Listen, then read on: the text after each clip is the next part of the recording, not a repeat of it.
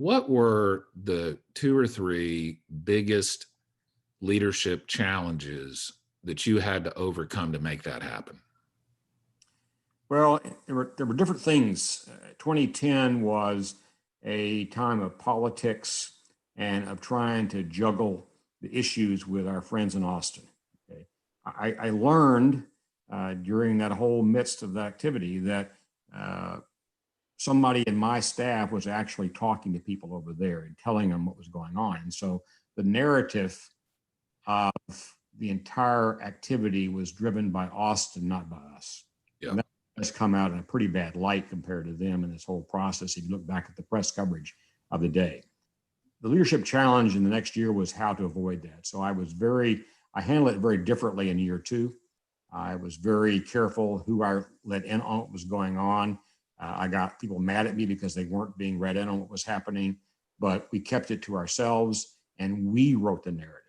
And I have to mention Jason Cook, who was my VP of Communications and Marketing at the time, who now has the same job at Baylor, I might add. And Jason was the real person who crafted the message in 2011 rather. He also crafted the social media message behind Johnny Manziel getting the Heisman. Nice.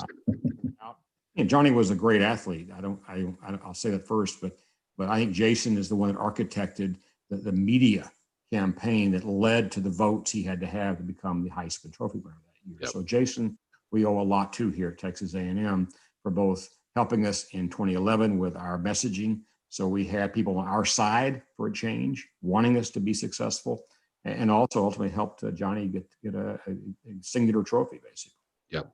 So, we had people like that. But I would say the leadership challenge there was trying to change our approach one year to the next and exclude many people who had been part of the conversation before, because I did not think I could trust everyone in that group to be able to let this thing stay in-house. Yeah. And I regret in many respects having to have done that, but I had no choice about that, basically. The other thing was trying to be persistent in the face of failure. I'll never forget the night I was sitting in my house here with some of the board members when I got a call from Bernie Matchin. Bernie was the University of Florida president at the time and chaired the SEC board of directors. And he called me to tell me that they were going to table our application for admission to the SEC because of the objections of Baylor. Yeah. And the potential of Baylor litigating this matter out here. So that was a hard thing to take. I was very, very upset by that. Jim Wilson, one of our regents at the time, was a really good guy to help me get past that and talk me through it a bit, and help me get over it. But then I had a conversation with Dan Beebe and the Baylor chancellor president, my leadership failure there was to lose my temper a bit. I got upset when Ken Starr told me that they would be ill-served by our leaving the conference and our leaving the conference here and they stay behind. I just said, look, you'll be fine. You'll be fine. But he said some things to me then that I just kind of lost my temper about. And I said a few things I shouldn't have. My failure as a leader right there. So my lesson to you, I want to make sure you understand is that always watch what you're thinking and doing here. If you're a leader, you can't afford to lose your temper. You can't afford to have your temper be what guides your words and your actions. Yeah. And that one little singular moment there, a telephone conversation between three people late one night, was a time when I didn't follow my own rules and regretted it, basically. I saw Ken Starr many times after that, and we got over it, basically. My point is, a leader is going to be challenged.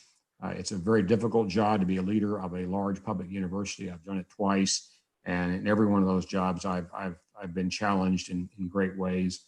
And I've learned that keeping your cool is the most important thing you can do. Never lose your temper, never react emotionally in terms of your words or your actions, and you will be better off because of it, as will your school. How do you deal with the constant, because if you're in a position leading a big university like the University of Missouri or A&M or any big institution, you're going to have plenty of critics. How did you deal with the public criticism? Do you just ignore it? Do you listen to it? do you let it get to you? Like, what was your mechanism for dealing with all the public criticism? Two things. When I first got to A&M, and I've been the head of the Galveston campus for 4 years before I came here, but Galveston's a pretty small place. Yeah. I made mistakes there, and I got by with it. Okay, it was not a place people focused on a lot. Got here, it changed. So my first few weeks here as president, interim president, actually, I used to read the local paper here, the Eagle, and the Eagle would have articles every day about Texas A&M. And I made the mistake of reading the comments. Yeah. I learned right away that people who don't give you their real name will say anything. Well, my first rule was then, if somebody isn't going to give you their name, don't listen to them. Nice. So, I mean, I realize people can give you anonymously good advice sometimes, but I feel as a matter of principle that if someone wants to tell me I'm wrong, okay, but tell me who you are. Yeah. Don't hide behind some pseudonym you put in there and on the paper or whatever comment board you're on right then to hide who you are. Because people who don't have that lack the courage, and I shouldn't be listening to those who lack courage. Yeah. So that's number one right there. Number two, you have to read, and social media is a place. I was one of the few presidents who really used it a lot. Yeah. I was here and also in Missouri. Most presidents don't do it because it's a two-edged sword. You can learn a lot, but you can also hurt a lot because of it. But what I learned is this: if I follow a cross section of students on something like Twitter, Instagram now, Yik Yak probably was not the best. It's challenges too, but my point is simply that I followed not just randomly, I followed a cross section of my students. Male, female, freshman, senior, all the majors. I try to have about 1,000 or so students that I followed that I thought represented our student body in a pretty comprehensive way. Nice. And I spent 2 hours a day typically on my timeline reading what they said, not to me necessarily, but to each other. Yeah. And that taught me so much about the view of our campus the students had. I would call a vice president and I'd say, you got to fix this. They would say, how do you know that? I'd say, I know everything going on here on this campus. I had these 1,000 kids doing it for me. Okay. Also, I allow those students to directly connect to me. I got a DM. I got hundreds a day from these students. Okay. Yeah. And I respond. I read them and I responded.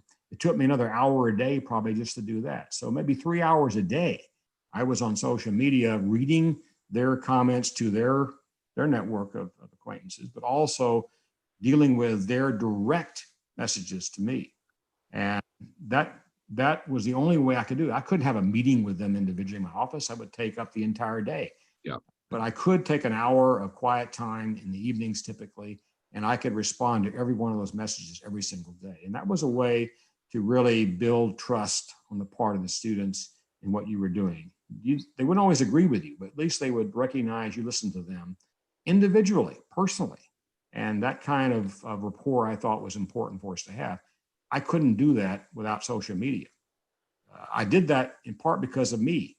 When I was a student here, our president was a man named General Earl Rudder. Yep. Earl Rudder was a great leader here, no question about that. But I never would have dreamed of going up to him and saying, General Rudder, sir, I'm Bowen Loftin. Let me have a selfie with you. It wouldn't have happened, okay? It wouldn't have happened. He talked to very few students, in my knowledge. He talked to a few student leaders, and that was it. He was very divorced from us. He also closed down the battalion one day. Do you know that? Really? I did not know that. Really? The battalion published an op-ed that criticized something he did. And his response was to close the paper. Oh, man. Geez. Another whole story about that I could tell you. But my point simply is that I said to myself, if I'm ever a leader of a university, I won't be like that. Yeah. I didn't admire him and respect him in every way you can imagine, but I didn't see him as somebody who would relate to students. And I wanted to be that somebody, and I was that somebody for my time here at A&M.